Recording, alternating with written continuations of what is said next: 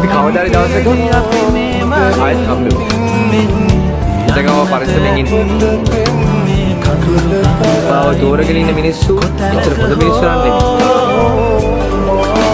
එන්නවා ගොඩාක් පරිස්සමෙන්. ජීවිත සමාන තියෙනවා. ඒව කවදාකවත් තාපවන්න බෑ. රැවටිලා ඇත්ත තේරලා ආපහු හැදලා බලනකොට ජීවිතේ වටිනා කියන දේවල් ගොඩාක් අපිව පව කරන්නේ කල්පනා අපිට ගෙවන්න තියෙන්නේ ටික කාලයක්.